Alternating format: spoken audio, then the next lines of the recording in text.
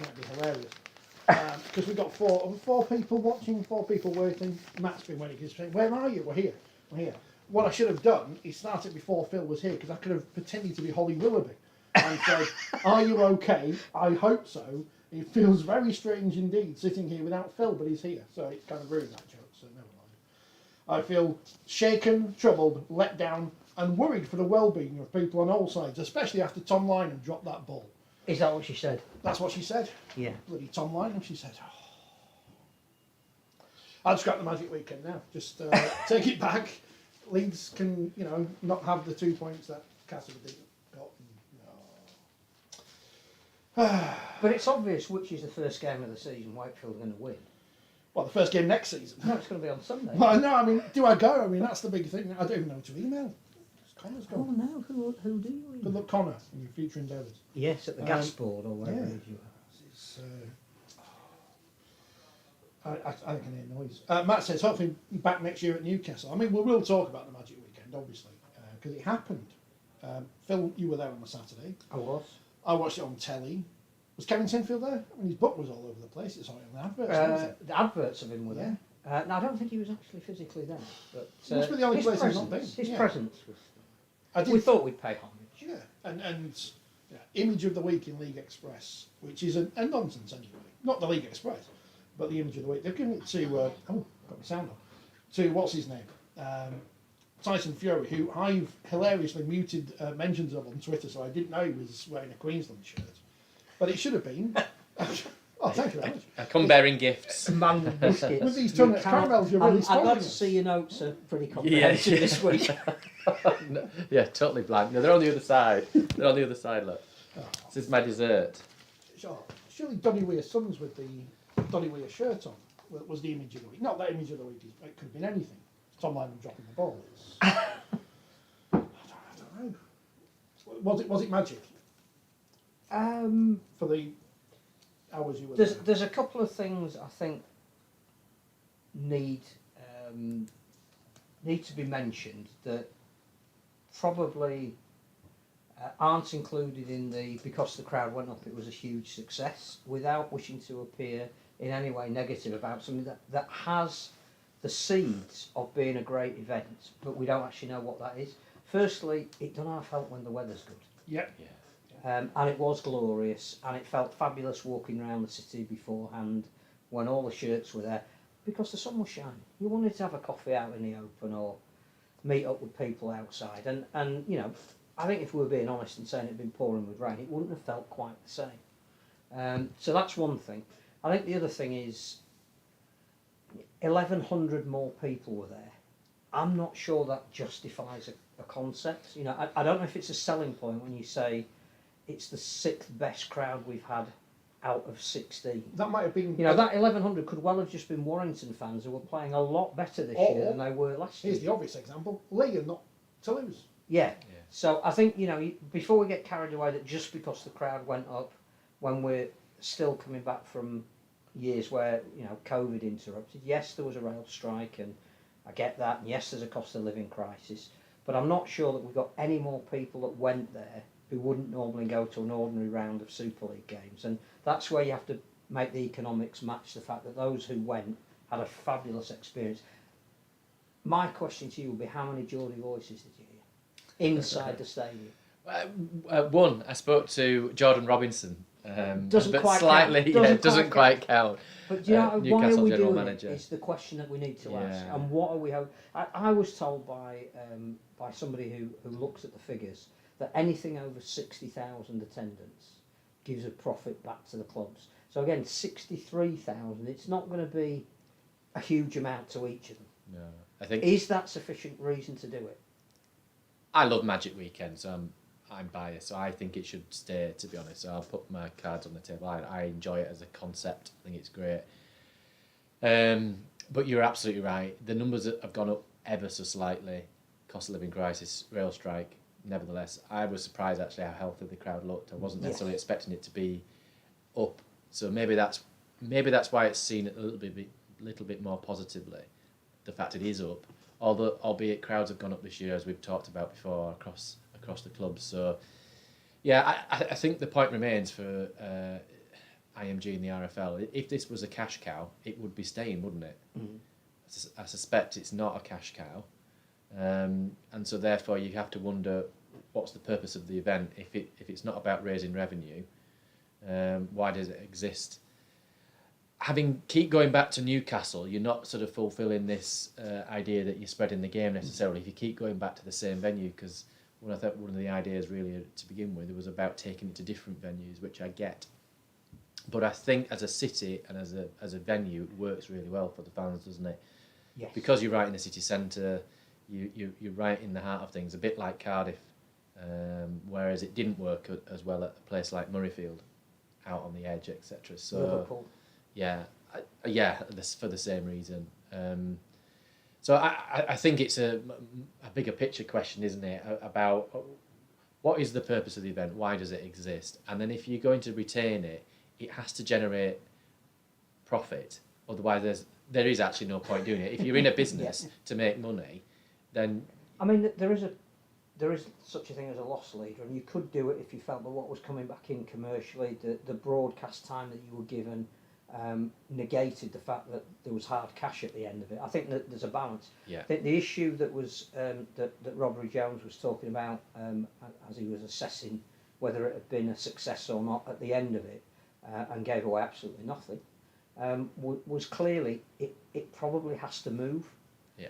So if the Challenge Cup is going back to sort of late May, where it sits a lot more comfortably, I think, and makes sense as a narrative in the season, that you're having a round every couple of weeks, and it builds up to Wembley, and Wembley then you put a bit more time and effort into to get it to sell out with the women's game and the 1895 Cup. You got a chance of bringing that back to some of its past glory. What do you then do with Magic? Because if Magic moves at all to accommodate that, then we were talking to some of the fantastic, and I have to say the stewarding at Newcastle is brilliant. They're lovely people, and they cannot do enough for you. I totally agree. They were saying you've got a very small window for an event like this, because I think it's next week the Sam Fender concert, and then the pitch is being ripped up. And then because they're in the Champions League, their season starts quite early. So if you don't really have it sort of now, you're going to rule out most Premier League football grounds. You're right, and it's always been the case. I remember doing one at Manchester City Stadium. It was red hot weekend that weekend, and the pitch was bone dry because they'd stopped watering it basically because it was about to be dug up after the Magic weekend had finished. So it is, and I think on top of that, in terms of Newcastle, they're going into the Champions League, aren't they? Which I think puts a further restriction on their ability to host it as a tournament, and certainly not in the month of June. If you don't do it in June, then you're snookered because you can't do it for the grass growing period. So then you're into August, aren't you? So you're probably looking at the old Challenge Cup final slot of August bank holiday weekend, maybe. Which you won't get kids, which is part of the reason why that moved away. So I understand it's not whether we like it or not. There is a bigger economic imperative here. I enjoyed it though when it was in that September slot, where the season was sort of coming towards its pinnacle, and I get that. One of the converse arguments to that is that you build into a grand final, which is an event, and then playoffs, where we've talked about, I think, in our last podcast about the people's unwillingness to part with cash to go to a playoff to then save themselves to go to a grand final. Well, actually, if you then weigh in a weekend to Newcastle as well in that window, then it becomes a very expensive window, doesn't it, towards the end of the year? So the alternative that has been discussed is we still want an event around about the middle of the season, but we don't necessarily want the Magic event as it is at the moment. I went to the first T20 I've been to live last week. Now, admittedly, it was Yorkshire, Lancashire, and that has feeling anyway. And they could play tiddlywinks on the moon at 4 a.m, and somebody would take sides. But it was an encapsulation of 3 hours, and there was a result at the end of it. And the thing about Magic Weekend as well is that if it's just a loop fixture, there's no, for a neutral, there's no buy-in. Because they go, oh right, what have I just seen? What does that mean? You go, well, we'll tell you in 4 months' time when we've got the final league positions whether that was a significant game or not. And I think Darts went through this with their Premier League, that they originally had. You come to one of our events at was it 14 or 15 locations around the country, and you go to an event and you only ever go to one because it's in your city, and you go, what have I just seen? You go, well, we'll tell you when we get to London in 3 months' time. But in fairness to the darts audience, when I went to the Sheffield Arena to watch Premier League darts. By the probably third match of the night, we weren't watching much of it. No, but what you do is you get an event that finishes. So you get quarter-final, semi-final and a final, and somebody's crowned and they get a medal and they get a cup, and it still counts as league points. But if you don't go to every week's event, you've seen something. And that was the thing about T20 cricket, that 3 hours after you got there, you went home and you'd had all your food and the singing and the fireworks and the music as players go on and off and announcers that got very giddy and competitions in the crowd. But somebody had won at the end of it. And maybe that's what's missing from Magic Weekend. Maybe it is, but then Rugby League is criticised for constantly tinkering with things, and we've had a concept now that's, when it's a concept, was it started in 2007? So it's pretty well established as a concept, but it hasn't grown beyond the threshold, has it? That's the challenge with it. But the NRL has grown, what is it, in its second year or third year? But it's... But that's there's no right, result, there's no medal at the end No, of it. but that's in a heartlands area, isn't it? You're taking it to the absolute seat of passion in Brisbane. You know, there are now 4 Queensland teams who are all, you know, relatively accessible.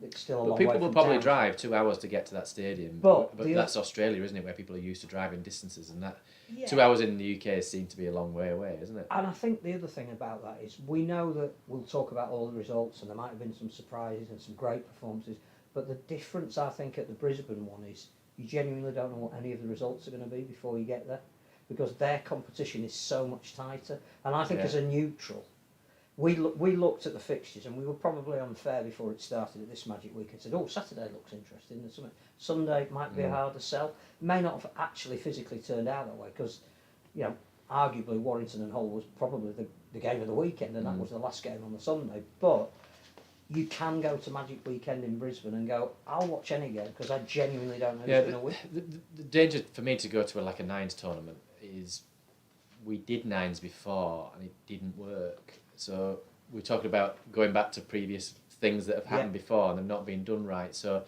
that didn't work for me. The previous nines tournament, I was part of the officiating team that was involved in those. But we didn't do it properly. No, we didn't do it properly. It was midweek. It was multiple venues, and teams were being put together with a collection of a mixture of players. So you weren't your first team players. So if you ended up with an isolated tournament, you have to ensure that you've got your top line players playing in it. I think there's a way of doing that as well, which is something I think we might have spoken about before, and some people will be going, not again. But I think if you have 16 teams that are nines and you've got the 12 Super League teams, that leaves you a bit of leeway to get some excitement in who the other 4 are. So you can have your Championship League One select, you can have Jamaica if you know, you can have the Armed Forces, whatever you want to do. But I think the advantage of that, first of all, is that every team plays 2 games on one day and 1 on the second day. There's an encouragement to stay in the stadium, and then you can build things around it. So I think the obvious thing you can do is, if it's cash prizes for winners, there's an incentive there to play your best team. But between the semi-final and the final, you have Rugby League's fastest man, and there's a £5,000 cash prize. Well, you're not going to put the A-team reserve grade winger in. Tom Lynham will want to do that. Probably wouldn't win. But you have bands on there because it's easy to keep. If you only got 18-minute games, the gaps between the games are easier to manipulate. Entertainment. You have spot prizes with calling out seat numbers, and you win £500. Well, you're going to stay in your seat number, aren't you? If you I like the idea. Like you don't I need think to... we've never done it properly. Yeah. But being to a short format of cricket, which is clearly not Test cricket. Now, if you want whites and you want people defending, you will not enjoy T20. But if you want to see somebody slog every ball, and you want to go home having seen 400 runs in 3 hours, there's a new market. The other thing that was obvious about the T20 is it wasn't a traditional cricket market. There were some older fans there who clearly supported one of the 2 counties. There were lots of kids. Yeah.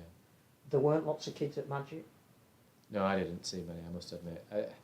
I'm not saying there would be at nines. No, done right, it would work. I think my reservation is whether it will be done right, really, I suppose. You've got to put in the level of investment to... And that's where you'd hope IMG would come this is perhaps where Mark's point comes from. We were sat next to people who travelled up from Kent as well as lots of locals. There is a spread that go to Magic in its current form. It's great for the fans, but where are the commercials? Where was the hype? Where was the marketing for? I mean, we spoke the other week about the Bash, and no one knew the Bash was coming up. But did anyone know Magic was happening? But marketing costs money. Well, we'd rather spend it on an old winger or someone than. But rather than just marketing and putting adverts out and all the rest of it, we've got a target audience in Newcastle because we've been there for the World Cup. We know people who've bought tickets in and around the Newcastle area. One would hope we know what the statistics were on those who attended in that northeast region. How many then went to the Magic weekend? But supposedly in years previous, there's been a good number of people that have been going. So there should be an existing market there that they can tap into, but it's obviously always about growing it. I mean, one of the other suggestions I had was whether you'd have, and I don't know whether this was discussed before, whether they have a quarter-final of the Challenge Cup as an event. Yeah, I think the only problem with that is you lose in the quarter-final, you don't stay around for the other games. No. And that's the danger. And you've got 8 teams. What's the incentive for the fans of the other teams who've already been knocked out to go? Yeah. I just like the idea of a jamboree that has winner take. See, the thing is that has that feel. Magic weekend. It has that feel of it being a jamboree. If you're Salford, say, and I'm picking them as an example because I thought they played really well in the first game, and they play a very attractive brand of rugby. Let's just say it's a nines tournament, and Salford walk off with some silverware at the end of Sunday evening. There's only 2 other pieces, well 3 if you include the League of the Shield, that you can win. Yeah. Why don't we offer? Everybody says, "Oh, what's happened to the Yorkshire Cup or the Regal Trophy?" And there used to be so many things you could win. Well, if you make it prestigious with a cash prize attached to it, that has to go to the players, not to the club. I think you're right, and the sport's increasingly gone to events. It's gone to events, hasn't it? And that's why Magic Weekend, one of the reasons why it was brought in, because it created an event. And I think IMG talked about having peaks in the season, didn't they, and troughs and stuff. It's a narrative. And it would be a natural peak to a competition, I suppose, albeit it's a separate competition to Super League. And then I think if it was something like that, a festival in the truest sense, you would be able to take it to different venues, because I think venues would bid for that. So whilst my only problem with Newcastle is not that it's a great venue and it's the perfect distance from the traditional areas. An hour and a half is, unfortunately, the A1 behaved itself. It was easier than going on the M62 to Wigan. It's a lovely city. There's a lot to do there. The thing is, we've had Newcastle Thunder there since 1999. But there's no more people going to watch them. There is a strong and healthy community game there, but even then, I didn't see a huge evidence of it. There wasn't. It was probably there, and it might have been me that missed it. The Cramlington Jets orange corner. I didn't really hear it or see it this year. There were more Geordie voices at the World Cup game for England and Samoa. But you could take an event like that, a nines event that isn't linked to. You could take that to Wales. You could take it to Bristol. It would be just as enjoyable in Brentford. It doesn't have to be in Newcastle. But again, going back to the NRL have had the nines, haven't they? And they ran it for a few years and they stopped. So I'd be interested to know why. Time limited 13-a-side rugby. 20 minutes each way. Just 20 minutes. 10 minutes each way. Just 20 minutes. Yeah, I think. I don't know. I'm just trying to think of. I'm just throwing out an idea. I'm trying to think of things that. And T20 cricket is still 11-a-side cricket. Yeah, I just think nines gives you the option to have things like you score a try between the posts, you get 5 points. You wouldn't want to do that in a 13. So, no. If every team has to designate a player, one of their squad of, let's say, 12 that are named for a match, that one player who might wear a different coloured shirt, if he scores, they get 6 points. Sounds like Masters. It's tinkering. Yeah, no, we had power play when the nines were in last time. We had something called a power play, which had an interesting signal for the referee. It was like doing a lasso with a rope. But I think it was when a team scored a try, they had the option to either attempt to kick 2 points for the conversion, or they could run a power play. A bit like in American football. So they had one play to score another try, and teams who tried invariably didn't score an extra try. But it was like you say, it's another idea that you can throw at something. So if we're going to have a nines World Cup, which again is still on the IRL agenda, which you would hope that is going to become more regular than the once we've had it. And again, I think has some potential for new broadcast partners. Then something has to lead to that. Well, our players have got to play nines domestically. Yeah, because it's completely different to 13s. Completely different. So if the Nines World Cup is going to be a thing and in the calendar, a Nines event during the season that doesn't have league points attached to it makes a bit more sense. Maybe. Who's the best kicker in the men's game? Goal kicker? Mark Sneyd. Mark Sneyd. Mark Sneyd versus Tara Jane Stanley in the kicking competition. Anything. You could have. I mean, you go back to Rugby Union and look at their sevens tournament. It runs as an entire It's a circuit. separate function in itself, doesn't it? I mean, it's a separate bunch of players that are a part of that tournament, etc. I mean, that's been long established, but as a product, it's something that you can market independently, isn't it? I think it has got legs. It just has to be done right. Merge Magic with the Challenge Cup final, says Tim, to make one major weekend over 3 days on a bank holiday. Because we usually don't bother on bank holidays, as we know. Day 1 or 2, day 1 and 2 rather, Magic plus Academy Roses. Day 3, 1895 women's and men's Challenge Cup finals. I don't know where but fair enough. Phil said it was great seeing the PDRL and LDRL getting to play during half time. Players looked to enjoying themselves when they came off the pitch, moments they won't forget. And that's the inclusivity now. It's just a thing we say all the time. It happens everywhere. And we've got the wheelchair magic this weekend. Yeah, I think with nines though, you do have more spaces between games to have LDRL, PDRL games, exhibition matches. But it would need proper. See, the other thing about that, and we mentioned that, would IMG want that? It's a new product, so it falls outside of any existing broadcasting deal. So you can go to a different media partner if you want, or you can put it up to bid. I think the other thing, about all of that is, it's almost the kind of event that you could give to the Herns. Well, that's what I was thinking. Yeah. The Herns don't want the game. They don't want to deal with teams and owners. But if you say, look, 60,000 people is our baseline attendance for us to wash our face, and anything above that you get 50% off, then you decide the format. All the teams will buy into it. All the star players will be made available. If you tell us that it should be nines, if you tell us there should be a cup at the end of it, if you tell us that players have got to sing before the conversion's taken, whatever it might be. Well, I mean, speaking of another Barry, would you not just give it to? I don't know how the challenge for me is going back to the players. By the way, is getting the players to buy in and play on, because we saw what happened with the England-France game. Money has to speak. Money has to speak, but not just that, but to participate. So it can't just be all on. I think the other winning, thing, talking to players, is they want to play in venues like that, because a lot of them will not get the opportunity to turn up in a bus, to change in the changing room of that quality, to run out into a stadium that's good. So I think they do buy into the concept. It's just whether we change the concept to make it even more meaningful. And I don't know if what we're talking about is the answer, but I think we're falling between we need an event, but it might not be magic as it currently exists. It certainly came across on TV for the teams who won, celebrating with their fans themselves, that it was more than 2 points, even though it was just 2 points they'd won. So there's something there. But, I mean, Barry McDermott off of the telly this morning, because I managed to switch on Sky Sports News at the right time, said two things that I remember. One, getting to the local schools and give out tickets to them, which makes complete sense, because, they're there. If they turn up, they turn up. If they don't, they don't. It's not like you're over-subscribing tickets like Gladiators. And put a band on the Saturday night, which I think is not something that's an original thought or anything, but we haven't done it. What do we do on the Saturday night? Do they still have the meaty drinks somewhere? There were meaty but for those that were getting back, we couldn't avail ourselves of the hospitality. I mean, it's good that they put on Wakefield and League on the Sunday morning, then, wasn't it, for all the people who turn up drunk the next day?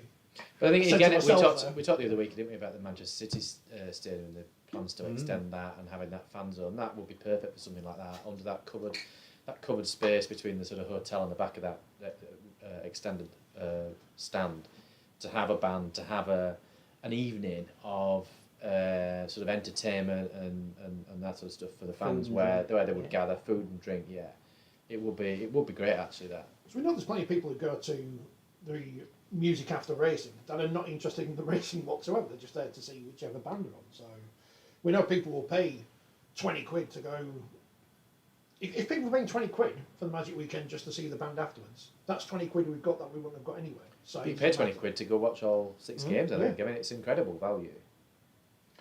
Is the stadium too big, says Chris? He says the size of the stadium bring it perhaps to a 40,000 stadium closer to make it closer to capacity to look better. If I could read that, Chris, it made more sense. And yes, in an ideal world, I couldn't read it. In an ideal world, it would be that, but you people then limit your choice anyway, all the time, don't you? And Yeah. the fact it's St James's Park, it's a fabulous stadium. It is. People aren't going to stay. The majority of people are not going to stay there to watch all 3 games on both days. They're going to stay and watch their team, and they might stay and watch a bit of the game before and a bit after, but they're going to drift in and out. But where do you go? I mean, you can't go to Elland Road because for everything we said about Newcastle United staff may not apply to Is it what's there. about 53,000, 54 at Newcastle? Something like I that. think you aspire to fill that you find it, if you keep going down in size, you're limiting appeal. I think what you want to do is get to the point where it's the hottest ticket in town. In Brisbane, it's sold out. If you haven't got your ticket early enough, you don't go. It sold out this year, didn't it? So which means automatically people are thinking next year, right, we need to get our tickets. Yeah. So up your pre-sales then.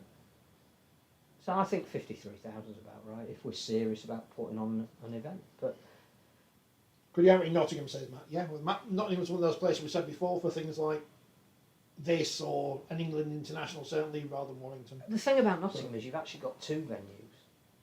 If you wanted to have county and forest, they're within walking distance of each other. And the city is renowned for being a destination entertainment area. But I think the danger is though this conversation it ends up talking about which stadia, how big, exactly. what's the form. To me, whatever the format is, whether that's sticking with it as it is, whatever it is, it just has to be done right. Proper money has to be invested in it to get the buy-in. You have to get the buy-in of the players and the clubs. You have to get everybody on board behind it. And certainly the Magic as it exists seems to be supported by the clubs because they're the ones that are lobbying IMG, as far as I understand, to keep it going forward. It's also supported by the broadcast because it's their cheapest weekend. They I'm set sure their cameras up Yeah. for one game and get 6. Yeah. And whilst there's a bit of that on cost for they need more people because they're covering more games, actually for them it's really cheap. The other encouraging thing I think for reading between the lines of what Rodri Jones said wasn't that we haven't made a decision on Magic, it's that it's all contingent on the television deal, which hopefully will be announced by the end of this month. But he did say, without mentioning who, that there were numerous parties interested, which again, if you can keep putting value into the sport. Yeah, but if I was, Is it our league? well, no. It's this channel. It's us. It's Forty20. But you would say that. If I was, with my property hat on, if I'm selling something on behalf of the client, I will be saying to people that I've got people queuing up to put an offer in or whatever. But you're playing a dangerous game if that isn't true. True, but the reality is they will be having conversations with more than one broadcast partner because they'll be having conversations with Viaplay and Sky. So you have 2 there, and the BBC. I think they just got rid of their CEO this week. Okay, but no, there's at least be a BBC and Channel 4 and Sky. And So there's 3 there. There's possibly 4 with Viaplay. The brand new rebranded BT as TNT Sports, taking Eurosport. But I think they would have a view on what the event looked like and when they would want it. So again, you're not going to announce now we're going back in 2024 at the same time to the same venue. You need to conclude that TV deal, and part of that should be we've got an event which is going to be relatively cheap for you to produce, but you're going to buy 66 matches, but 6 of them you're going to get in the same venue. Yeah, and I suspect in the short term Magic will stay, but long term it may not, because I think they wanted to get rid of loop fixtures, didn't they, IMG? And I suspect that probably won't happen. Things seem to be happening slower than they probably perhaps thought they would. Because so they keep asking the club.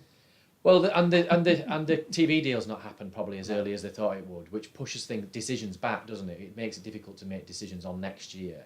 It means do you keep things as they were for another year to allow you more time to work for a plan the year after. TV deal. Exactly. Because that's going to So I think it will stay next year. I think they'll have to find a slot in the calendar, and whether they look to then rehash the format for the year after, a 9s tournament or whatever, or try and get rid of loop fixtures in that subsequent year. Who knows? But I mean, loop fixtures for me have to go. But then the clubs would then have to say, well, hang on a minute, we've lost this revenue, so where does that come from? Does it come from an enhanced TV package? Well, I think we probably know that that's not going to be the case. So. Or does it come from marketing your own home games that are remaining better because none of you are selling out your stadium. Hopefully, yeah. And we'll give you a competition or you will get a competition where the teams are more even before it kicks off, so there's more uncertainty of outcome. Because the other thing, I suppose, this week has been a few salary cap changes, and the idea, I think, again, that Robert Hicks was talking about when he did his briefing was this salary cap floor might be coming in. So it's all very well having a third marquee player if you can't afford them. That helps the teams that might have owners with more largesse. But what would be really interesting is if you can bring in a salary cap floor, which means that if you don't hit that, then that's another mark against you in being in Super League. You're pushing up the standard rather than bringing it down. Yeah, that was part of IMG's plan, wasn't it, to drive the standard up as opposed to sort of reform, going back to the sort of lowest common denominator, really, and that has to be the case. We'll talk about the lowest common denominator in a bit. Because they've got 0. Yeah, exactly, they've got 0 points. But so we're all in favour of some kind of magic event or thing staying in the calendar. We don't know what it can be or what it will be, or when or where, because we don't know what's going to happen next year. But if people are walking with their feet to Newcastle, not quite record numbers, but the biggest crowd since last year or whatever, they certainly weren't heading to York the week before for the Summer Bash in everything we said presciently the week before when we were on. And that is an event that can be scrapped and no one will miss it, would they? I think the problem with the Bash is that if you're talking of league fixtures, that's the only one. So that does have more of an impact on your season depending on who you play. So I think that's one thing, that in terms of purely the rugby region staff, it doesn't make a lot of sense, and it never really has. The venue only worked when it was going away for a holiday, where we all put our arms around each other and put our Kiss Me Quick hats on and enjoyed the season. If you take you and Richard did, I didn't. Well, you would. We had a cake in the press room. But if you're going to take it to the venue of a team that plays in that competition, however good that venue is, it doesn't work. It's not good. No Bash has gone. For me. It's just that what happened. That's gone for me. And I think it's almost. It was almost like setting it up in readiness for the fail. That by putting it in York on a weekend when you've got racing on at York Racecourse, to me it's just not gonna happen. There's no buy-in there from the fans really in sufficient number for it to continue. And as you rightly say, with one. As it being one standalone additional fixture on top of a home and away, it automatically skews the competition. And ultimately, why are you doing it? It doesn't have the same reasons that you have a Magic Weekend for me around raising the profile of the sport. It was probably a what's the right phrase? It was something sort of given to the championship clubs in a way, in a response to the birth of the Magic Weekend, as this is your equivalent, but. If that's a loss leader as well, you can't have two loss leaders, can you? No, I think the other thing as well is that there's no buy-in for the players, because Blackpool was a little bit, an event, wasn't it? We talk about what does it mean to the fans. They can have a great weekend. It's a place where you probably would look to stay over. Great for the players because it has that feel. We used to have the Northern Rail Cup final there, that it was a little bit special and different. It isn't if you go to York. I think that the fact that Viaplay only wanted to feature 2 of the 6 games tells you even in their schedule they were going, not really bothered. Well, they had a busy schedule, didn't they? And so when they're the only people that are broadcasting Championship, and even they didn't want to broadcast all 6, even though the cameras would be there. So they only set up on one day. So no, I think that speaks volumes, doesn't it? Yeah, I can't see that. Matt's asked if Doncaster's ground's too small for Magic. Yes, I think it's... Hilariously, when Wakefield got to the semi-final of the Challenge Cup in 2008, there was halcyon days when I was still working on commercial radio. In fact, my picture on Twitter is from that game, and Wakefield played Hull. Lots of Wakefield fans were moaning they wouldn't be able to get tickets, and of course it didn't sell out. No, so, I touched that game, it was good. It wasn't. Well, not for a Wakefield fan. Matt Peterson. Now, he's a winger. Oh, my word. He had hair. He puts Tom Lynham in the shed. I feel like we're picking on Tom Lynham, but well. Like the World Cup, run all together. Women's, men's, wheelchair and a massive success. So Magic and Bash together, says Kevin. The only problem is if you put them all together... The thing about the Etihad is you could. Yes. Because you could have that smaller stadium for the Bash and the bigger stadium for Magic, but it would have to be over 3 days. And there's no Bash on telly at that point. You'd have to be over 3 days. Minimum. how many games do people want to watch? Even the most diehard of fans. And you can't. How do you run Did you wheelchair? Did you do all three on Saturday? You were Watched all three. I hardly watched any of the rugby. You were just at the bar, weren't you? Well, it wasn't at the bar because I wasn't drinking because I was driving, but I was just talking to people. It was great to catch up with people, and I really enjoyed the day actually. But the rugby, as I always used to say, almost spoiled a good weekend. I always used to say that when I used to go away on a rugby trip. No, it didn't actually. The most of the activity I watched, or the rugby I watched, was probably the last game actually, and the second half of that. But that's what it's about. It's not necessarily about just the action on the field. We keep going back to that. It's an event. So at an event, you can go to the fan zone. You can go out and come back in because you go for a meal or go for a drink, or you want to watch a bit of that game until the score blows out, and then you go back outside the stadium and you catch up with friends or whatever. You don't just sit there and watch all three back to back unless you're a complete diehard. Thought you were going to use a different word. Which of course applies to the media who have to watch all three again. No. And I probably would have done, but actually, what you realise when you're in such a big venue, you're a little bit remote from the action on the field, aren't you? Where I was sitting anyway, you're sort of halfway up the stand. When you're used to sort of being in a smaller stadia, you're a little bit closer and you sort of feel the action a bit more. But as I say, I enjoyed the event and I enjoyed the Magic Week, and I always enjoyed it as a match official, to be honest. Where's the bucket hat thing come from? Where's everyone wearing bucket hats all of a sudden? I didn't know there were. Yeah, I mean, they were at the FA Cup final. All the Man United fans were wearing them. It didn't do them any bloody good, did it? 13 seconds in. And now Danica off of the telly. I saw her. Did you? Well, she'll be, next time you see her, she'll be resplendent in a Lee Leopard's bucket hat because she's managed to blag one. You didn't learn that from us. What have we ever got from this programme? I've got some programme. Who was worse, says Kevin? Tom Lynham or Minikin? I wasn't bothered what Greg Minikin did. So. Thomas Lynham, as the Wakefield Trinity Twitter feed called him, which I thought was amusing. If you can't score against 11 men, yes. Well done, Lee. I don't think there's anything to say about that game. I just think it sums up Wakefield's season so far. If I mean, professional players can't create opportunities. But wasn't it James Ford's fault anyway? They weren't scoring points. Well, but James Ford went a few weeks ago now. So. Oh, it's Tom Lynham's fault now. I think the image of the game for Wakefield fans will be Mason Lee now sending his own player off from HIA by kicking the ball into his head. Done. Didn't watch that game, but it sounds like I didn't miss much. I don't think David Fafita is the answer, says Gary Schofield in his column today. It depends what the question is. Trinity's desperate measures. There's a big picture of him. They've got his pink pants back. So is it changing hairstyles? I find that a strange. Found it a strange signing, to be honest. Do you want my honest opinion or my diplomatic opinion?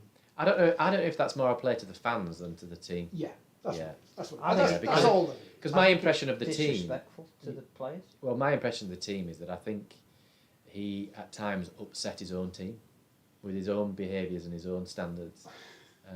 So that's why I think, is it more of a play to the fans that we are doing something? We're trying to bring back an old fan's favourite.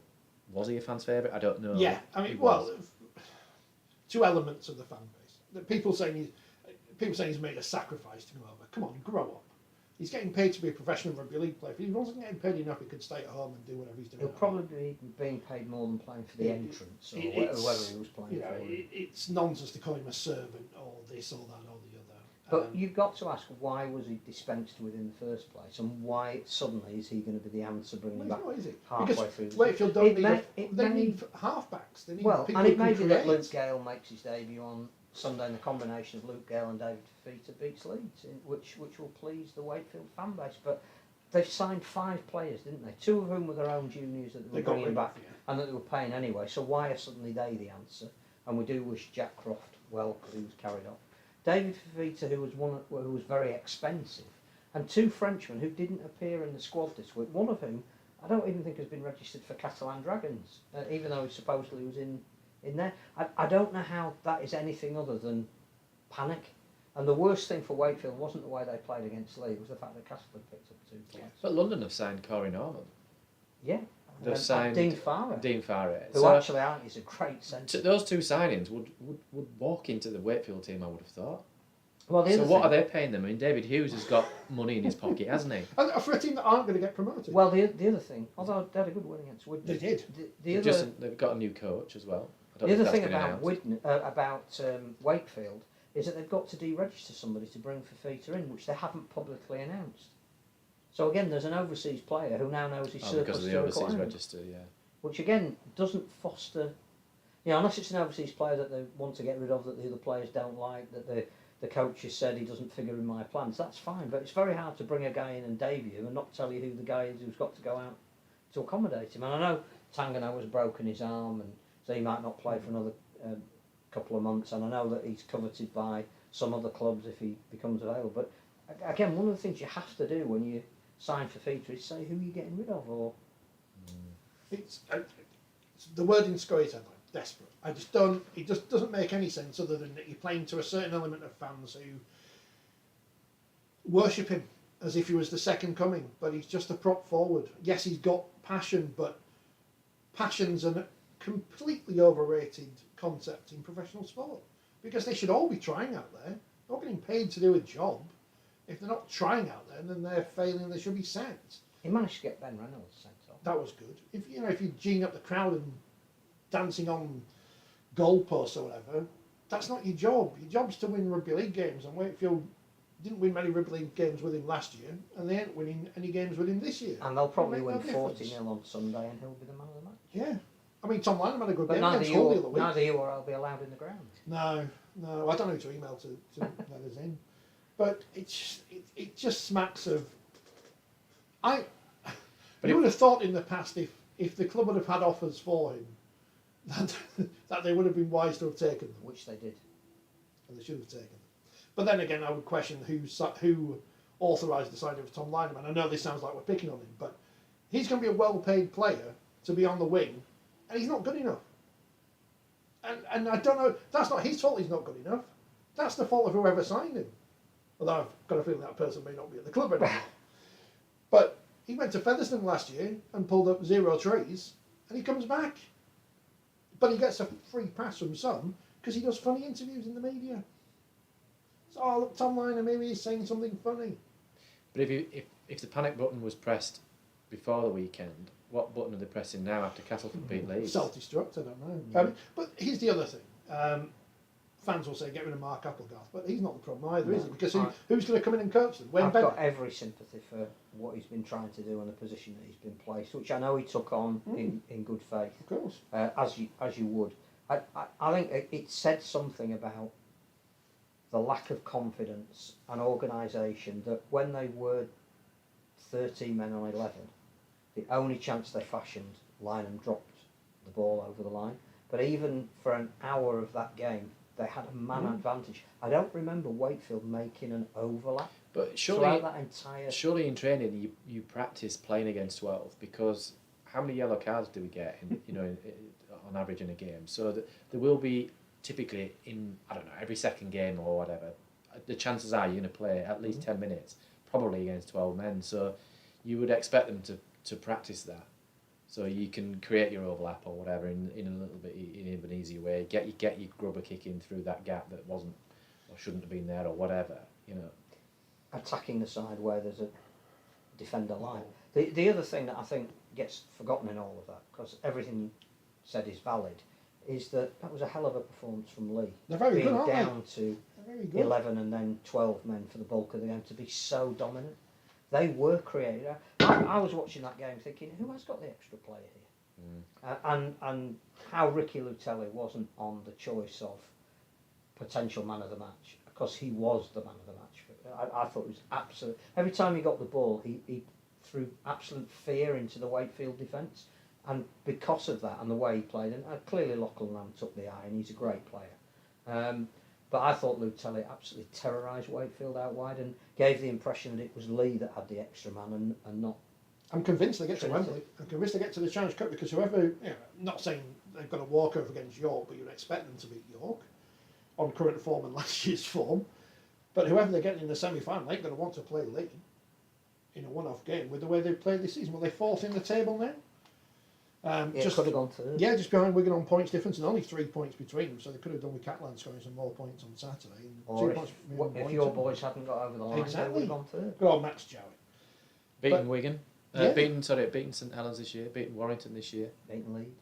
Not that counts for much this year, but We've got one of those seasons where there's nothing wrong with a season where a St Helens goes and runs away with it because they're an outstanding team, but we've got a lot of teams who are in contention here. It's that, as you say, uncertainty of outcome. We could have any one of 7 teams getting into Old Trafford at the minute, and you can't necessarily rule out Leeds or Hull if they go on a run. I'm going to rule out Huddersfield now. Huddersfield's an interesting one. Because their game in hand is against St Helens, but that was a dire performance. I mean, again, Saints were good. Second half played the way that we've seen Saints play. So, I've scored a couple of absolutely glorious tries. Yeah. But that again is a head scratcher that we're halfway through the season and we're looking at Huddersfield going, yeah, they're not likely to make the playoffs. They may well go on and do it. But there's clearly some issues of selection there in terms of too many square pegs in round holes. I mean, I don't want to pick on Jake Connor, and he may, Ian Watson has said a major name will be dropped for next week, but it was Connor's defence that kept being exploited on Sunday afternoon. It wasn't his getting his hands on the ball and creating problems. Saints ran at him where he was defending all the time and clearly exposed him. Shrewd coaching by Paul Wellens to get his team to do that. Saints are back, and now they never went away. No, and this is the thing, I've been saying it for weeks. If you had a grand final between Warrington and St Helens, who would you back? You'd back St Helens. And I'm not saying Warrington aren't going to go on and win the Super League, but course and distance St Helens, they've always got that in their back pocket for the time being. And what is going on with Huddersfield? We're trying to ask this question every week, it seems now. We know what's happening at Wakefield, they're done, they're gone, right, that's it. Huddersfield and Castleford are glad that Wakefield exists, because otherwise they would be in bother this year.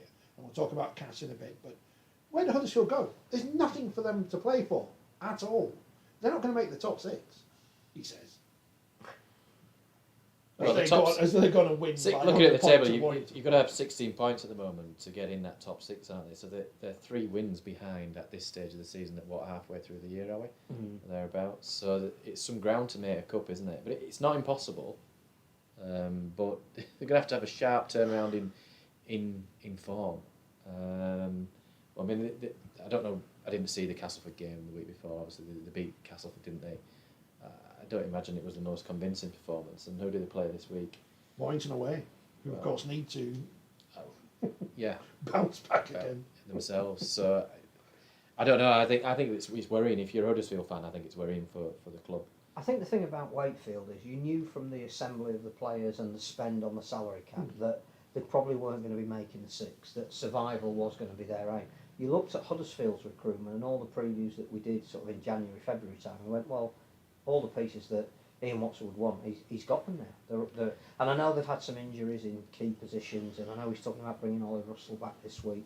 Every team has had to cope with some injuries. Yeah. The squad they had was bigger and deeper, and they got to the cup final last year and were 5 minutes away from winning that. You thought that's a platform to build on. And here we are halfway through the following season, and whilst we all said, where does Jake Connor fit in, they actually do seem to have gone backwards further than anybody else. And I don't know how you stop that, because Theo Farge is back, and I thought, again, anything good came from him. Tuilola here isn't the best fullback in the competition that he was being bulled up to be last year. I don't know why.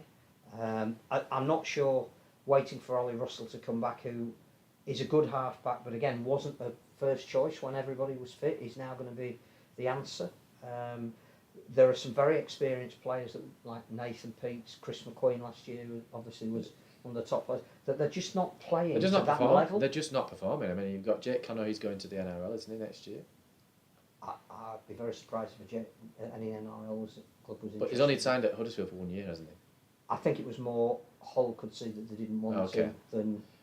It's Will Price is going to the NRL, isn't he? Going, yeah. But they're not picking Will anyway. No, that's what I mean. And then you've got Farge, who's back now in the house, which would have been one of the reasons perhaps why. But as you rightly said, they got deliberately a bigger squad, and not a squad of arguably fringe players. They've got experienced players A and, bit and like quality Lee. players. Lee bought an It's just not experienced worked. squad of players, and they're playing a way whereby So- they're getting the best out of those. Which means next year will be a test for Lee, but we're not bothered about next year now because they're having a good year this year. Which And for I me, think- and look, the coach hasn't changed. We talked about other clubs where coaches have changed and it takes a while to turn things around. Clearly, the coach hasn't changed. One would imagine the way he coaches hasn't changed either, but something's not clicking. And you, from the outside looking in, you can only imagine it's a combination of the way that the players are interacting with each other or the coach. To me, because the messages that are being delivered are not being seen in action on the field, are they? I think the margin of the defeat, as well as St Helens played, would be a concern if you were Huddersfield. Because if you at the start of the season it was, we've lost 3 or 4 games by very narrow margins and our points differences. That was a bit of a thrashing. And teams do get thrashed at Magic Weekend. We saw, was it Hull Saints when Justin Holbrook took over, and Saints were in a terrible run of form, and Hull were up, and Saints were something like 50 odd nil. So it can happen, and it doesn't necessarily define your season. But I just think at the moment I don't see where Huddersfield go. No, that's the danger with. We talked before about Lee picking up points early in the season just in case. Well, actually, that just in case has gone for just in case they might get in the top 4. Yeah. Not just in case they stay up. And I never thought they would be in danger, to be honest, with the team that they had. But the fact that Huddersfield did lose those games by a few points here and there, has that actually had a psychological impact on the squad? Because I suspect it must have done, because it's added pressure. Because each time you don't win, it's a little bit like Hull KR actually. Hull KR have now gone 3 on the bounce, having lost. Although having said that, they played very well. Yeah, I think it's expectation. I think that there isn't a weight of expectation on Lee. Everything they're doing is bonus. Great. There isn't a weight of expectation yet on Hull KR because they're still on that upward curve. There was a huge weight of expectation on Huddersfield before a ball was kicked. There were people saying, I think they'll make the grand final. I think if there's going to be a new name on the trophy, it'll be Huddersfield. It didn't go their way in some of the early rounds, and it's almost like the whole confidence has caved in on themselves. It is, but it's my recurring point. It's about the top 6 inch, isn't it? Yeah. And that's what professional sport largely is. That what separates the good and the bad is not often, not always level of skill. I mean, look where St Helens is in the table. They're mid-table. They're outside, just in the top 6 out of the 6th. But they've got arguably the best team in the competition for the last 4 years. Well, not arguably, they are the best team in the last 4 years. And I think they know what their settled first 17 is. If everybody's But fit, there's reasons at St Helens why they've not got the wins, and now people pointed about the World Club Challenge and other reasons. But some of that to me is to do with your mindset, and so you have to manage the pressure, don't you? And you go back to the phrase of pressure's a privilege. I'm just not sure that Ian Watson knows what his best team is. He doesn't, does he? I don't Halfway think. through the season, that would be a worry. But So well, 3 years ago. well done, Saints. I thought they played some lovely rugby. Louis scored. He did. Your mate Louis, did you enjoy First try that? of the season. Yes, I did, and no doubt he'll be mentioning it in his column this week. So who should be wearing the number 2 shirt for England come the series against Tonga? Should it be Tommy Makinson of 4 tries, a record points haul in the Magic Weekend, a construct we've just invented because we love stats like that, or Tom Johnston off of Germany who scored a hat-trick for the Catalans Dragons? That's quite good. are you assuming that Dom Young is on the other one rather than having both? Well, I mean, I don't know. They're both on the same league, don't they? I think so that was. But I think Johnson's one of the great stories of the season, which is nothing to do with he's left Wakefield at the right time. It's just that. but it's perfect Well, timing. it is. But everything he's been through, Well the done, Tom. injuries he's had, the return to form has been exceptional. To be topping the try scoring charts halfway through the season, to be scoring the kind of tries that he got his reputation for, and then you worried that every time he leapt into the corner at Bellevue he was going to be helped off with some kind. He looks in magnificent form, and I think I'd love to see him play for England. It will be a just dessert for the hard work he's been through. He's clearly revelling the Perpignan sun. But that's what the national team needs, doesn't it? It needs that competition for places, and that's what it's got certainly in that position. No, he's brilliant. He's brilliant. It's a joy to watch him. A wonderful hat-trick. As Alan's pointed out Catalans won't be far away at the end of the season, and they are topping the table right now. 46-22 over Wigan. That was a comprehensive, thrashing is probably the wrong word, but a comprehensive victory for the team. There was it a 13-minute spell in the first half when they scored 4 tries almost back to back. Well, They were irresistible. I missed that first half because I was in the bar. When I came out, I couldn't It's like believe. it's going back, isn't I it? couldn't believe the score. What was it? 30 points to 8 when I walked out. I was like, wow. I don't think anyone would have predicted that. Not even the Catalan players would have predicted that. Not a chance. But again, they've got a big squad when they're fit, and everybody knows their job, and they looked so well drilled. Conversely, that again would be a slight worry for Wigan, because is that 3 Super League losses in 4 and 2 of them by 40 points? And they only just scraped home against Hull KR. That's again, it's a mid-season dip. But There's not many consistent teams though in the competition, is there? No, it's the manner of the Let's defeat. be Because I honest. think Wigan scored a couple of late tries. Otherwise, it would have looked. We only need to go back 3 weeks or something like that to Catalan. They were in the middle of maybe a run of 3 or 4 games without a win, which Warrington are now sort of almost in. Yeah. And teams are going to do that. Well, Hull is the classic example. Whoever you support, you look at those 7 games that they lost when everybody was saying the season is over, it's abject, we're losing by 60 points at home, and we lost the derby by 14. Hull now were a joy in that game against Warrington. Slightly different the whole situation for me because that was going to happen. they were at anyway. absolute Yeah, rock bottom, yeah, and then Tony they Smith, had to the Tony Smith effect. He was going to change it. He had to change it, and they're on an upward trend. But my general point is that teams tend to ebb and flow as the season goes along, and they can do that because of the nature of the competition structure, because it's a playoff structure at the end. But it'd be really interesting to see how Matty Peake copes with that. What team changes he makes, whether he sticks by the principles that he's got. Jai Field is back. Clearly, I don't think he was fully fit, so it was a bit of a risk to play him. But that immediately gave them an extra outlet, and yet it just didn't work. So it will be interesting. Well, they play St Helens this week. Yeah, I was going to say the interesting thing is that's the game arguably that they performed their best this year in the Good Friday derby. Be very interesting coming off a couple of hefty defeats, how they then go to Saints, who will have that element of revenge in their mind.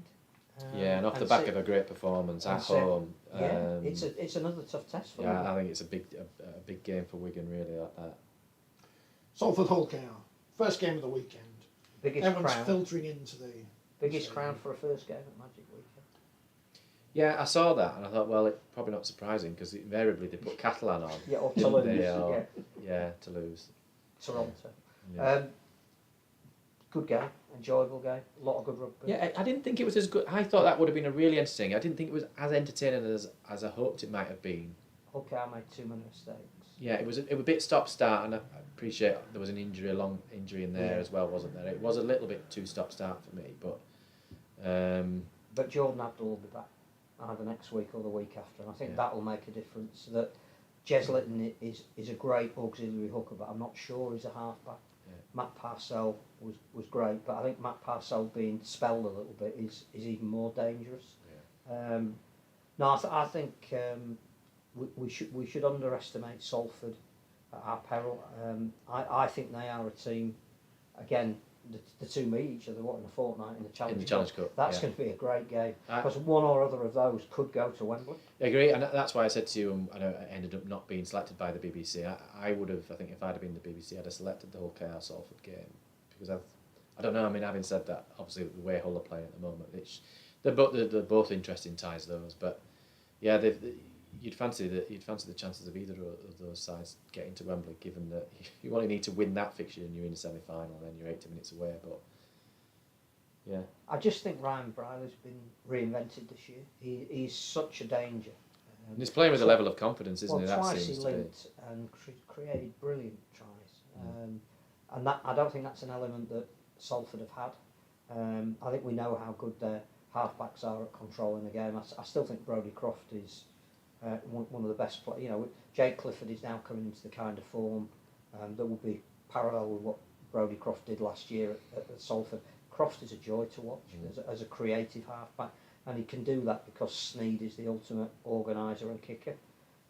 So that's a wonderful combination, and I do like watching Salford play. Andy Ackers didn't play, and obviously he gives them a different dimension as well. So It was a good way to open the proceedings, I thought, because they both played the right way, and in the sun it was a good opener. With Salford away at Castleford this week, I fancy there's chances of getting another game, a win there, won't there? But Ulchiara away at Catalan. Well, I understand that the pre-match entertainment at the Menderhurst Jungle Lawn, when's that? On Friday night is the Castle players who aren't playing carrying around 2 points that they got from the victory over Leeds because it's their grand final of course. It's a bit harsh, isn't it? But you know we're going down. I can say whatever I want, don't matter. Leeds, once I want Leeds to win, Phil, and they let me down. You know what I think Leeds' problem is? They've started winning first halves, haven't they? You're going wrong now. So Yeah, the wrong way around. They've won the last three first halves.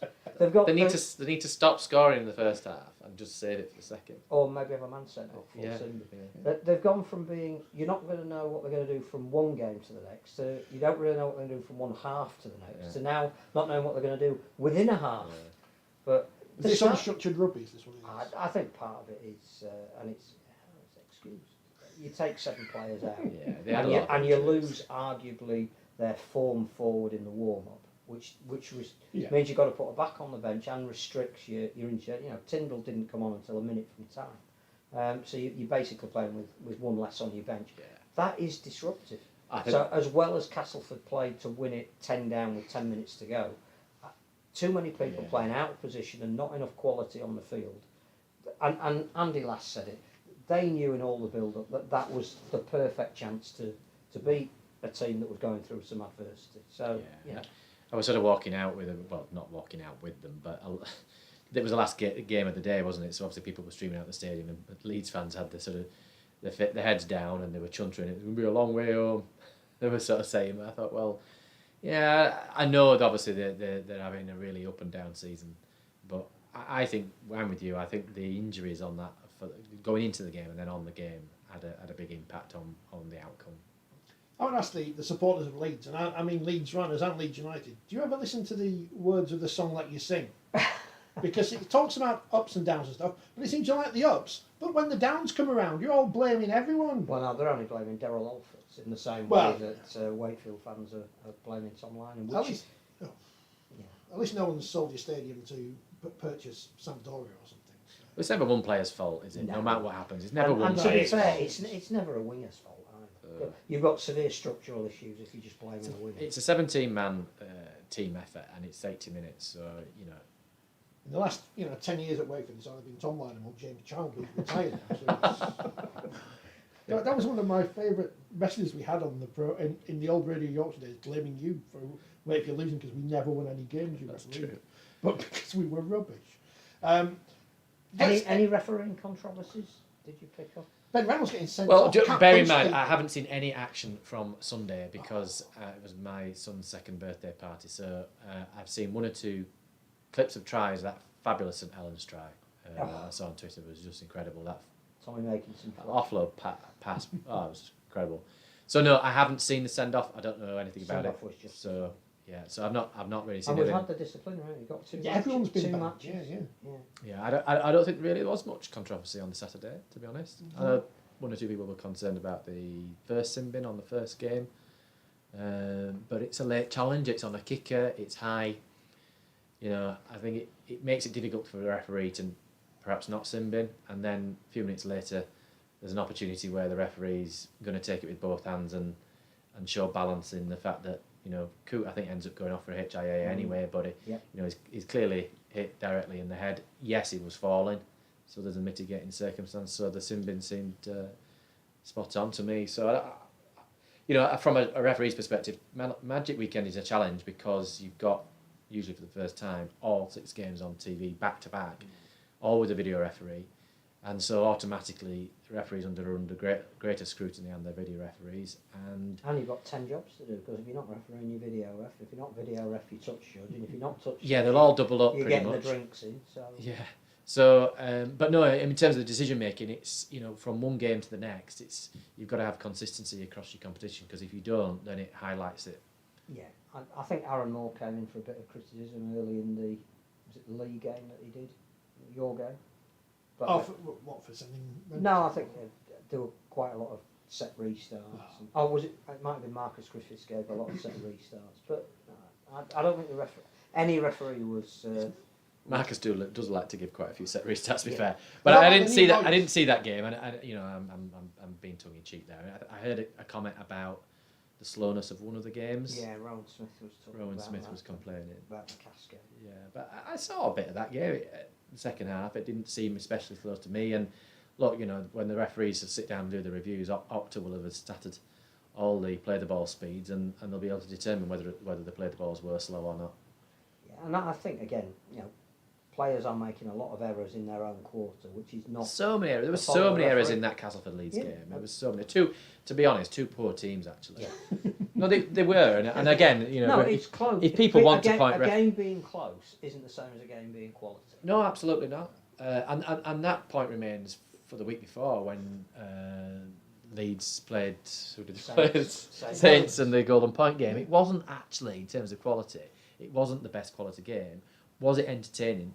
Yes, it was, but it probably wasn't as good as the Warrington League game on the same night, which I'd said to you I thought would be a cracking game, and it wasn't from the bits I saw of it. Hull Wigan the it. night before went to Golden Point as well. I thought that was a better quality game than the Leeds game. Yeah.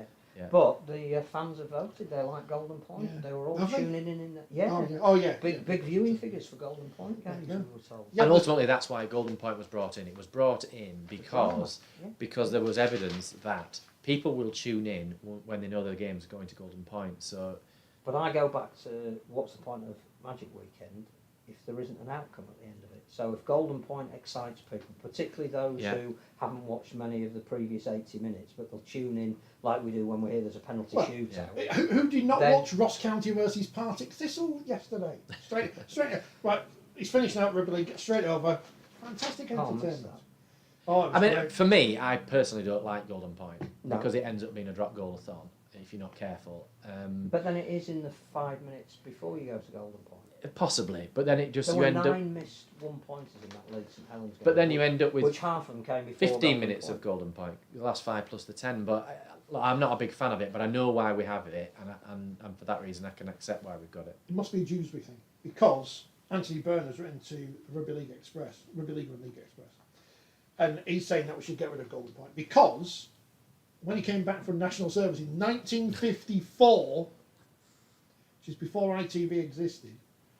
So before anyone would have mentioned Philip Schofield, if we'd had Golden Point in 1954, we wouldn't have had the big crowd at Odsal, and the history of Rugby League would be different. Yeah, we could have bloody filled in Odsal because we have to bang on about that all the time. Do we mention Hull?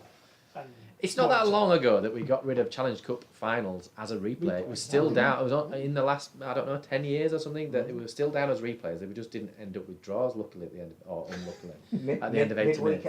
I couldn't imagine going to Wembley and then not seeing a result.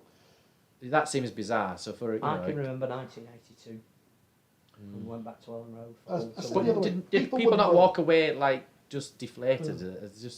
It was just an anticlimax. Yeah, they were just going, I don't know if I can afford to go on Thursday. Imagine today if it was pay another 20 quid, come on. Well, more than that, with this congested fixture list that we've got. Yeah. Can you go and have the Challenge Cup final in is this October the 25th? So Golden Point will be here to stay, there's no doubt about that, because it's just another layer of drama. Yeah. And drama sells. Like and sport is about winners and losers. Yeah. It is what it is. Hull. Yeah, and it is what it is. Beat Warrington in a game which had, I think, the best kits of the weekend, and I've got to say, whoever signed off Lee and Wakefield, disgraceful. That was shocking, absolutely shocking. I'm assuming the RFL have no say in this Magic Weekend kits, but someone should have thought, right, Lee have got this white shirt with bits on and dark shorts, and Wakefield have got a grey shirt with a V and dark shorts. No, come on now. I think the shirts Wakefield was work. about £3 worth of shirts. I do think that having a specialist shirt and a story behind it really works. And I wouldn't discourage clubs from doing it, but could you not just liaise amongst you when you know what the fixture is and say, our kit's going to be for this cause and it'll be that design? With the greatest respect, you should never wear grey. Well, we've had this discussion before, haven't we? I mean, I saw but there were some great kits. Swinton against Featherstone at the weekend. Oh man, yeah. But Swinton in blue, a blue shirt with a white V with white shorts. Featherstone in blue and white with white shorts. I mean, it's just madness. I don't know what's gone on there, whether that was the kit directive or whether it was a mistake, but that's clearly not right. I do think though that the Doddy Weir kit was great. Yeah. I thought the Saints kit I didn't think was going to work when you heard it's sort of Whitehaven chocolate Well, it did, didn't and it? actually when you hear that's the kit they wore 150 years ago and it worked. It was great. I thought the whole kit was good. I've completely forgotten the name of the really famous player Warrington signed a couple of years ago. Legendary player, played about 2 games. Andrew Jones. Yeah. No. Not Andrew Jones. No, a couple of years ago. He retired and then he came back. GI, Greg Inglis. Oh, right. Got it. Not Warrington have got more value for money from him than Josh Maguire, who's going to get another long ban because he can't keep his gob shut, seemingly. I don't know if it's his gob shot, it's what he says when he opens it. I mean, Liam Watts gets banned all the time, but at least it's for rugby reasons because he can't control his arms or whatever. But So did he not play this weekend? no, because he was already under the. He's at tribunal this week. Right. For the same issue that he was at the beginning of the season. But for me, that's probably it. He'll either get found guilty, in which case, if he gets found guilty, he'll get charged with some similar to what he was charged with before, or he'll get not guilty. There won't be a halfway house in it, because they'll either say there's insufficient evidence to demonstrate the proof, the threshold of proof, or whatever, or he will be guilty and therefore he'll get a long ban. So it's one or the other. Blame Lee's kit. James McDonald sent off against St Helens Trying to remember when this was. allegedly punching Johnny Johnny Lomax. Lomax. Oh, okay, right. Seen yes. on the evidence of a touch judge. Yeah. Lomax comes up with blood, possibly even thinks he's been punched. So the decision to send him off is, on the word of the touch judge, justified. The footage is looked at, there's no evidence, but he gets a 2-game ban. He then appeals on the basis of the fact that there is no evidence, and they go, oh yeah, there's no evidence, you don't have to have your ban. I get why he was sent off. Yeah, I think they presented additional evidence at the hearing, didn't they, Yeah, of Johnny Lomax having a cut to his eye, Yeah, which demonstrated that this injury had already occurred prior. So there was some prior evidence, because if you go to but there was no appeal, you have to evidence of present a something punch. additional. Well, look, I was Apparently. I was surprised that they charged it, to be honest, because there have been a number of other incidents in the past where players have been dismissed, and even for referee abuse, where they can't seem to demonstrate it on the pitch, or there's a piece of foul play that happens on a championship game on the blind side of the camera that you've got a touch judge and a referee that can see it but the camera can't, and they've not charged it. So I was surprised that they charged it, to be honest. Now whether they charged it on the basis of, yes, they've got a touch judge report here, and so they back the touch judge's report, but it didn't surprise me he got not guilty. No. And that's not to say, by the way, that he didn't punch him.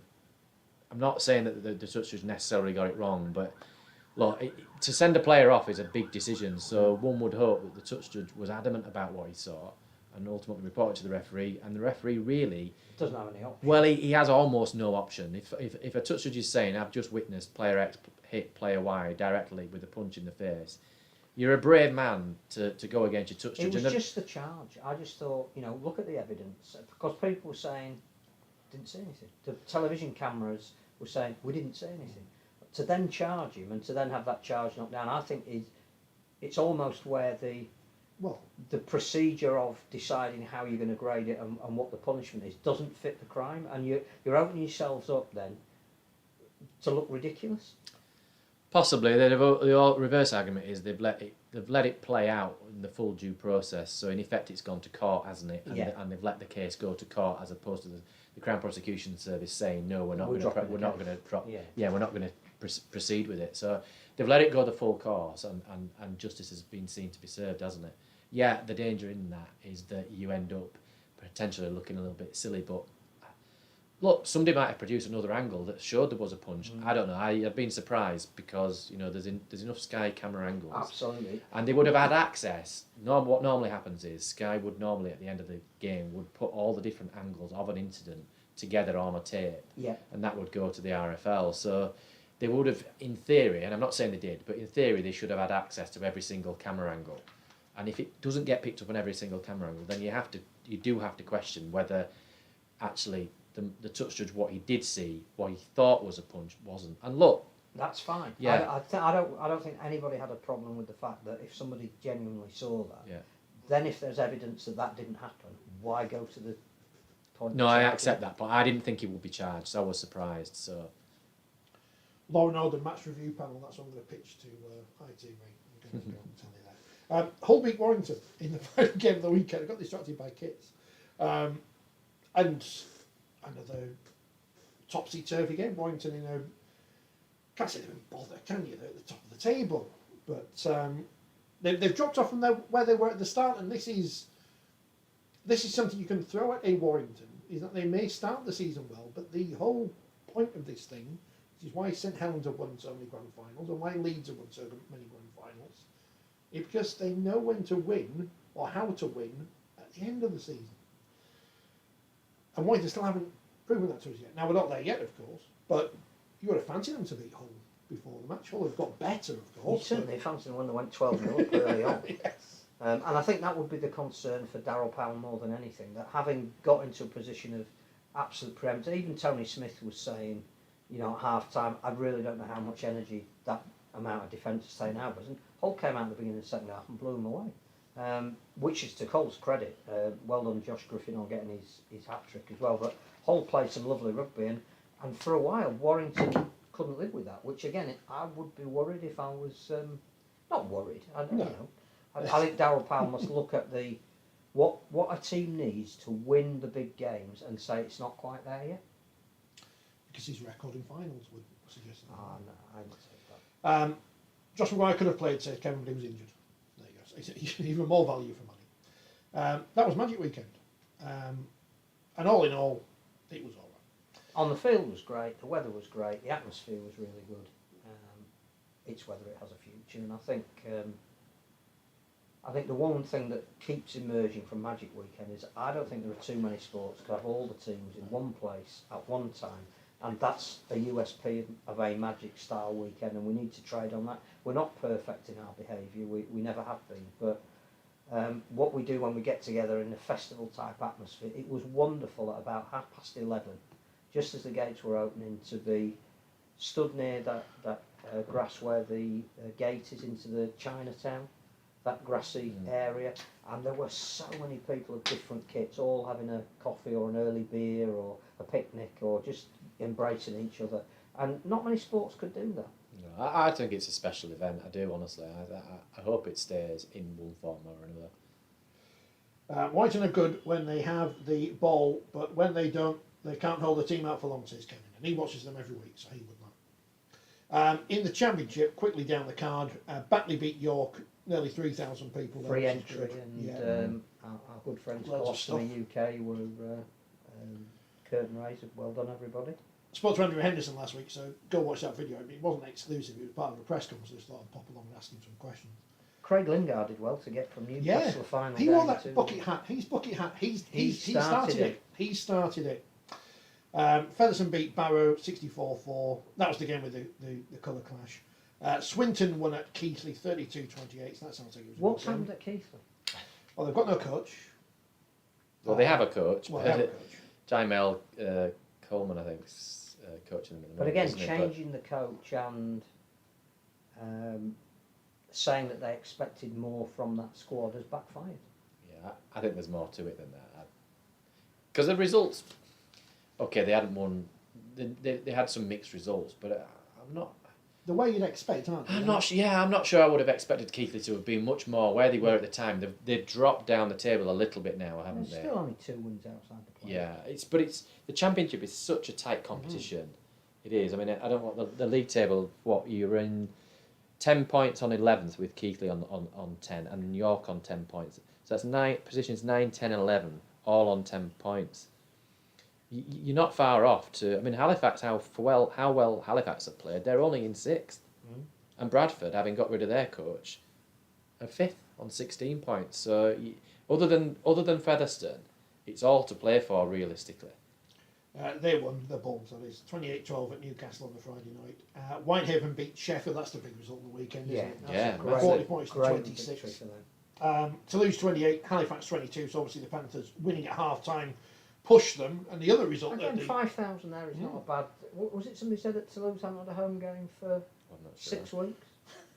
Sounds about right, doesn't it, with the way our fixtures fall? And London, the other big result in the Championship, winning away at Widnes. Well, they're improving, aren't they, London? Because they were sort of towards the bottom end of the table. They're climbing the table slowly, aren't they? And They're recruiting. with the signings, they've obviously saved some money to spend, from May onwards, and they're spending some money, and they've got a new coach going in. So, yeah, interesting to see how they go in the second half of the league. I think they'll make the 6. Yeah, I think they probably will. Kevin said the Aussies have copied our Magic Weekend, so it must be good. I mean, it's strange that they're copying something rather than us copying off them, haven't we? But there you go. And Matt says Mark Wilson's commentary excellent again. Who knew? League One Didn't come as a surprise to us, did it? more I don't think he was wearing a bucket hat. Was he not wearing? No, Okay. I think He needs one. North Wales. Oh, that's a bit harsh. North Wales won at London Scholars 60 points to 6. Was that the game where it was 42-0 at half time, but Scholars went to kick a penalty goal even though they were 40 points behind? There was Wonderment. Steve Mascord asked a question on Twitter about people getting sent off for punching, and London Scholars replied, and I thought, is this Steve? Is he replying to himself? I don't know. And I assume it wasn't, but I don't often reply to the 4020 account. Doncaster won at Midlands 54-26. That was close at half time. New coach at Midlands. Yeah. Mark Dunham that was a from surprise. Another surprise. Yeah, it was a surprise, wasn't it? I didn't even know they were looking for a coach, to be quite honest. I think Lee Beattie's going there as well to join his old mate. I need to. We were going to have Richard Squares on last year, and then we never got him on. So there's another one on the list. Oldham beat Hunslet 40 points to 20. That's a good score, isn't it? It's a good win for Oldham. And Workington beat Cornwall 54-0 in a game which got BBC coverage because it's the longest trip in rugby league. And there was a bit of a hoo-ha over the About when it kick-off was time. starting off, yeah. Bit of bother this week for Workington because it's not for Workington, but they travel to North Wales who haven't got a place to play their game on Sunday. They've tweeted earlier today, so that's a bit of a problem. Don't they need to ring Ryan Reynolds? Can't he open the gates to Wrexham? You can have it as a, before the Wakefield game. No, our pitch is good. They were reseeding the pitch, weren't they, at Wrexham? What was play there? Play it on the beach. A bit of a problem for North Wales this week. Is there a stadium big enough in Cumbria to host Magic Weekend? Asked Eric. Wasn't the stadium big enough to host a game in the World Cup? This is an unfortunate thing, but that's councils for you in politics. This week in Super League, on Friday it's Castleford, Lee Hull and Saints versus Wigan. Saturday, Catalans Hull, Cowan, Warrington, Huddersfield. That's on TV. The latter of those games on Sky. And Sunday it's the big one. The one we all look forward to, Wakefield versus Leeds. Come on, Wakefield. Championship, Sheffield York on Friday night, the Andrew Henderson derby. That league's full of them. What, full of Andrew Henderson derby? Fev to lose in the Championship on Saturday. Which Featherstone are building up first v second, but I know they're fourth now, aren't they, to lose, but we're down as the second favourites for promotion. I don't know, Featherstone's just too good at the moment. Yeah, they're too good. Barra Keithley on Mark Sunday. Corella due back for Featherstone. Another link. Bradford, London, Newcastle, Batley, That'd be a good Swinton, game. Halifax, Bradford, right here on London. Witness. And in League One, London Scholars Oldham on Saturday, and on Sunday it's Cornwall Dewsbury, so Dewsbury back in action, the league leaders, Doncaster, Rochdale, and North Wales versus Workington. I'm trying to think of the big news this week. Other than, I tell you what, here's the thing. I've just seen Origin in the paper. Origin was on last week. It was fabulous. It was alright, wasn't it? It was brilliant. Again, the best team didn't win in terms of all the stats and the status of the players that wore New South Wales blue. You would have thought that they would have beaten a Queensland team that suffered a couple of injuries and were picking a couple of players who were out of position. But there is something about that resilience and spirit that they're almost impossible to beat. Go the Maroons. Ralph Rimmel. Morons. That's the only other story. Yeah, well, good luck, Ralph, in your quest to destroy Rugby Union. Thanks for that. The government are great, aren't they? Did that surprise you? I suppose it did. Yeah. You know what the next announcement will be? Magic Weekend for Rugby Union. Yeah, but it does. It did surprise me, I suppose, to some extent. But when you think about it and the work that Ralph did with the government around, rugby league getting the loan, etc. And in actual fact, when you think about it, and his experience in rugby league and a CEO, it's not surprising actually. For all I his think it says experience. more about Rugby Union that if you were to go back a few years and say you've got some troubles, we're going to send in a troubleshooter with a rugby league background, they would have gone. They're not coming anywhere near. Well, I don't think they have a choice, do they? But I think it's really interesting, again, the relationship between the two sports, where Rugby Union are at the moment, looking for more Rugby League expertise, not just on the coaching side, but on the administrative side. I'm intrigued by how this will play out. Yeah. You know, Ralph goes in and says, well, I think you should have 13 men. Yeah. Those line-outs are a waste of time. Got those fat Yeah, blokes. I suspect it probably won't be along those lines. He wasn't perfect, and he did some bad things, but he also did some good things. Oh, I think in terms of his reputation with government and the way he handled COVID Yeah. and the negotiations that he went and fought his corner at Downing Street, he is perceived to be, an administrator of merit. And Karen Morehouse was saying the same, that he gets underestimated because sometimes he comes over in a bluff manner. But actually, he played a blinder with keeping the sport going at one of its most difficult times. I just think it's really interesting that whether they've got a say in who comes in or not, that somebody with a pure rugby league background is going to be advising Rugby Union how they move their sport forward. I would never have known that to happen in the past. No, maybe not. But actually, as a sport, it's not a badly run sport, rugby league.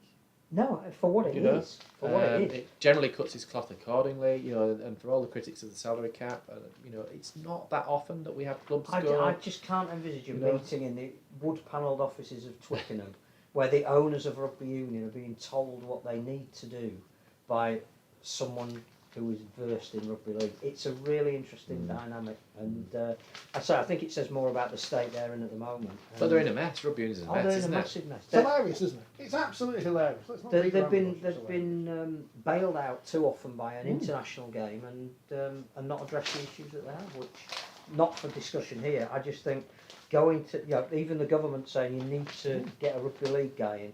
I've never known that happen before. Now, can you imagine Dudley Wood? Do you remember Dudley Wood? Was he one of the The head 57 old farts? Yes, going, yes, bring a rugby league man in, he can tell us what to do. It just wouldn't have happened. Where's the investigation on the BBC? That's what I'm saying. What, into Dudley Wood? Magic weekend this weekend in Newcastle for the Wheelchair Super League. Leeds versus Warrington, Wigan, London, and Halifax versus Hull. So if you're in Warrington this week, if you're in Newcastle this weekend, University of go Northumberland. watch some Wheelchair League. Sheffield, I don't think it's going to be on anywhere. Is No, it? it's not on our league, which is a shame because the whole idea of having inclusive Which you all in one weekends place, was aren't that we would all be able to see it, and I don't see the point of that if you can't see it. You imagine the scenario, dear listener. So it's something as well the Padley would say, but Dear viewer, in a French accent. Imagine, podcast listener, if I said to you, right, here's a podcast, but it's going to be on a separate app, and you have to download the app and register, and you can watch and listen to this program. Well, that'd be foolish, wouldn't it? Because you're on YouTube here. Everyone in the world can watch it, apart from in North Korea. But hello, Pyongyang, and anyone can download the podcast anywhere in the world. So why do we keep putting things that we say are great? Right, the NCL's great, right? So watch it on our league, right? No one else is going to be able to watch it because they're going to have to they're not going to register. So what's the point in bulling up this thing? Where's the women's games gone off Twitch? But we know why they do it for our league, because it's about creating a database of people that you can tap into at a future time, probably next year, and sell a package of here is a Super League game once a week, and you can spend X amount and you'll get a subscription to it. Because that's what's going to happen, probably. I'm imagining, by the way. I don't know, but electronic season. that's my understanding is what will happen. And that's been a long run up to the wicket, really, with our league. So I get your point. Put it on YouTube, put it on somewhere else. But the RFL have been putting their eggs into that basket to try and encourage people to sign up to it. And it's a little bit like, somebody said to me yesterday, paying for parking these days on the street, nobody carries cash, or very few people carry cash. There aren't that many machines that you can put cash in nowadays. So if you don't take Apple Pay or whatever, contactless, you've got to download an app. And some people are like, it's too much. I've got enough apps on my phone. I don't want to have any more apps. Or they're of an age where they haven't got a phone or the desire to download Yeah. it. So I get the point that you're trying to say that Yeah. by doing that you are restricting. And they are to some extent, but I guess it's a longer strategy. I'm not sure how much data you get from West Hull versus West Hull Hull Dockers. versus Hull Dockers. No. They still have docks. They're still a thing. Yeah, yeah. The ferries go from. Happy second birthday to Faye Gaskins and Ing, because it is the anniversary for celebrating a try at the Champions Cup final. Georgia Roche. That was big deal. news, wasn't it, this What's this week? all about? One of the 5 years. highest paid NRLW Wow. players. Yeah. That's some commitment from Newcastle. They Mm. obviously feel they've got a diamond they can polish there. Mm. But that's great for the women's game over here. Absolutely, That, yeah. that is almost the biggest compliment the NRLW have paid to us is that they see one of our stars is right up there with the very best of them. So. It's great And for women's Origin was a fantastic game. I didn't see any of it, but That was if a you're a great young girl group. playing rugby league in this country, that is fantastic news, isn't it? Because Mm. if you're aspiring to be, playing in Women's Super League, then you'll probably aspire to play in the NRL. And over in it's Australia. not just not just girls rugby league either. It's rugby union as well, because they are bringing everyone who is a talented female athlete on board in Australia and giving them a go. And it's going to be the biggest female rugby league rugby competition in the world, if it's not already. And you'll have seen Georgia Roche, of course, play for Castleford in 2018 Woman of Steel. in that Challenge Cup Although final. young girl of Yeah, Steel. that as she Challenge was at Cup the time. final we did all those years ago. I mean, the slight advantage that it puts from a national perspective is that you bring in, similar to the men's team, isn't it, that you've got some of your best players playing in the NRL, so you bring that experience back, and hopefully that helps. And if the next World Cup is in New Zealand, Pacific, you've already got some of your core talent out there that knows the opposition that they're playing against, which can only help. Just hopefully don't get used to playing 10 less minutes. Lazy. The women's Origin was 70 minutes. I know, what's it all about? That was brutal. It was amazing. Saints Wigan is on the Sportsman on YouTube to prove a point on Sunday afternoon at 1 o'clock. So that'll be worthwhile. I think it's at the Totally Wicked as well, so there might be a decent crowd turn there. You'd hope so. Huddersfield Warrington, the other game on Sunday. And in Group 2, Barrow, Castleford, Bradford, Salford and Lee Featherstone hopefully all get played as well. Well done Cardiff Demons, they won the start of their title defence. It's a shame they're not showing York Cardiff on the Sportsman. They're showing the Wigan Huddersfield game, which I know was close the last time they met, but I'm speaking from a perspective I'd like to see Cardiff more, but there you go. Derek says, can we get the Magic Weekend in France? If they pay for it. We can't broadcast Catalan Dragons game, so can't see Sky taking truckloads over there at the moment.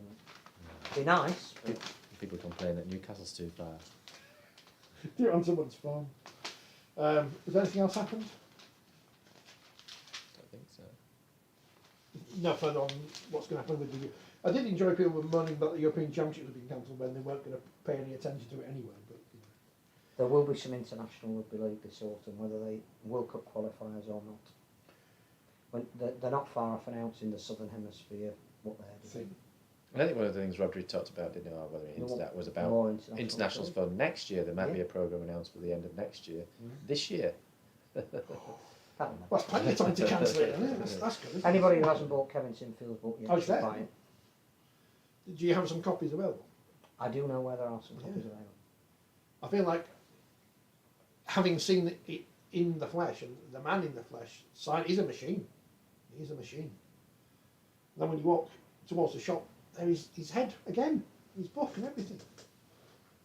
It's if you want revelation, rugby revelation, probably not. But if you want to know about leadership, friendship, it's a wonderful story.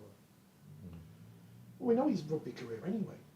It's quite well documented. There isn't a lot of stuff you probably won't know. He won lots of things. And His documentary's up for an award, and along with Rob's documentary is up for an award. So have two different email addresses and vote for them both. Yeah. Although I think the voting's closed. How is it? Vote early and vote often. But again, it's one of these. The problem with the NTAs is it's a popularity contest, the wrong phrase, but it's that kind of thing. It's not a BAFTA. You can't trust anything the public vote on anyway, can you? So that's it. I think we're back next week. There's no more bank holidays now for ages. Excellent. So next week, celebrating Leeds' Wakefield's first win of the season. Portion of humble pie on the desk. Yeah. Is it magazine to press this end of this week? Sunday. Are you going to be at Bellevue then? No? Yeah, you're going to be there anyway. Is there a match in a month? No. So do I need to referee next week's podcast between the two of you if there's any arguments? There won't be. I'm long past caring. I'm long Just given up. Bring your cards though, just in case. Yeah. Just completely given up. James, we'll see you next week. We'll Look be forward back to it. next week. We'll be back. Thank you very much for your patronage on